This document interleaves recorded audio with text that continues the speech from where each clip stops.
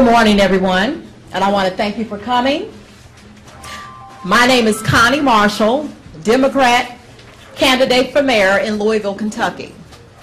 And I'm also a 7-year victim of electromagnetic assaults, gang stalking, mind control, and B2K. I want to tell you a little bit about my personal experiences, and then I want to introduce you to some distinguished guests. My personal experiences with this crime and how I believe I was targeted is my grandchildren were taken illegally 7 years ago, and I was fighting that, and I won't go into detail. And also I was a victim of a hate crime, and I sued several people regarding that, where I was assaulted 3 times. My coworkers were discussing killing me, taking me to the KKK. And on a CD, one of my coworkers is discussing a list that I've been placed on. And once you get placed on this list, all the money in the world won't save me. If they want me, I'm gone. That's on a CD. I also overheard my coworker recruiting for this group. And he stated, "Man, you got to get in this thing. This thing is bigger than the KKK. There's judges in it, policemen in it, attorneys in it, doctors in it, everybody's in this thing." Then he went on to say that his uncle's in it, and his uncle was a big-time official here in Louisville, Kentucky. So that's the second reason I feel like I'm on this list. The third reason is myself, Reverend Coleman, and several other people filed a class action lawsuit against some judges in federal court because they were dismissing cases illegally without any discovery. Also, if you file forma pauperis, that means you don't have the money to file. They were not allowing us to go forward. Another thing is in federal court, cases are assigned by the computer, but we would always get the same judge over and over and over again. So those are the reasons I feel that I was placed on this list. And for 7 years now, I've been a victim. They start off intercepting your phone. They started off like that. Echoes on my phone, static. Then my telephone, my TVs, my tape players, they were intercepted. They no longer worked. Then I noticed that my car was being sabotaged. My engine went out in my car for no reason. I had no fluids in my car. And I'm pretty knowledgeable about checking my fluids, my oil, my transmission fluid, all those things. Everything was gone out of my car. Then my radiator, they destroyed my radiator not too long after that. And it's just been one thing after another. Then I noticed these signals coming through my telephone. And I would be on the telephone, any telephone, landline, cell phone, any type of telephone.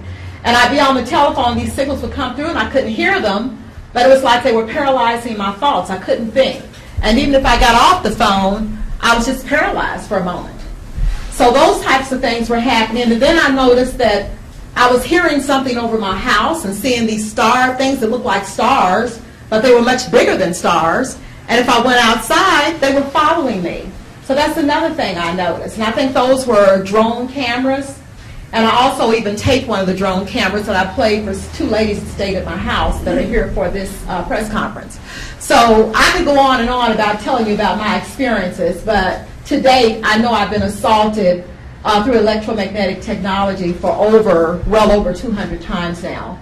And then I went to everybody here. I have to tell you this part before I finish. Went to everybody here in Louisville, Kentucky, my sheriff's office, the state police, commissioner for the state police, the governor's office, the mayor's office, and I can just go on and on, the congressman's office. And I have taped some of these offices telling me, "We have been told not to assist you." I have them on tape saying that.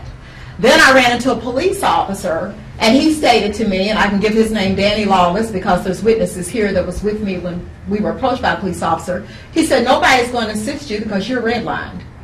Then I looked in my bank account because they messed up my credit, and I needed to get a loan, so I went to my bank, and I said, "I need to get some papers to take to a finance company because I can't get a loan through bank."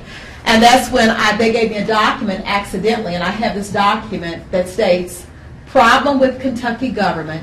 Check federal government papers in file before releasing information to anyone." Yes. And I can go on and on and on, but I want to let some of these other people speak that are here, including some of you. So today, Derek Robinson with freedom from covert harassment. They're out of Cincinnati.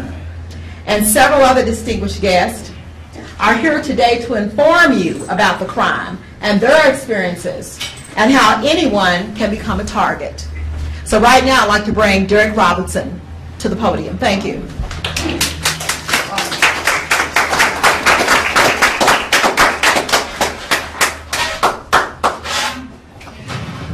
Thank you, Connie, and we all appreciate that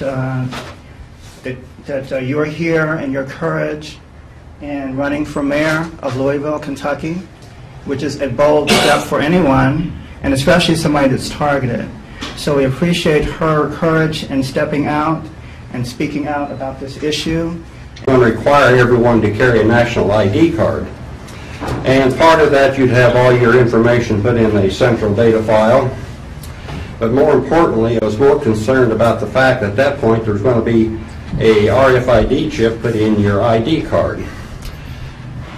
The next step, in case you forgot to carry your ID card, was we'd take this little chip and maybe we would implant it in you. So as I did some research, I learned more and more about the microchip and the verichip and the potential danger to it. I formed an organization called LORI, Legislators Against Real ID, and we have been successful in getting 15 states who have basically nullified the Federal Real ID Act. And the federal government has backed off now from their plans to require everyone to carry a national ID card as part of this program. Now they're continuing on to impose this, but in a different manner. Either you have to get a card before you can get a job or something else.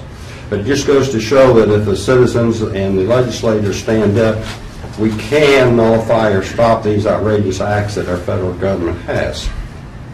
So that's probably how I first got involved in this and realized the potential danger of this. About that time, a gentleman from the state of Kansas named James Walbert came and talked to me that he needed some help because he felt like he was sure that he'd had a chip implanted in him by his partner in the business that he was in. And he was being harassed and being under surveillance and suffering some pain. So, and I'll have to admit, at the very beginning, I was dubious about all these claims of that. The people call me and say, I hear voices in the night and all this stuff, because it's a little bit, at the beginning, maybe hard to believe that something like this is happening. But unfortunately, we know that our federal government is guilty of this. All we have to do is look back at the Tuskegee Airmen incident and the MK Ultra experiments that went on. So why couldn't this be going on now? Why isn't there some truth in this? After that time, I started getting other calls from people basically around the country that said, I'm being harassed, I'm having problems. And, these are people I knew nothing about. I knew nothing about their credibility. The first question I asked them was, what business you're in? I was trying to find a common link. Were they in security? Were they in communications? Were they in NASA? Were they in government? At that time, I could find no common link.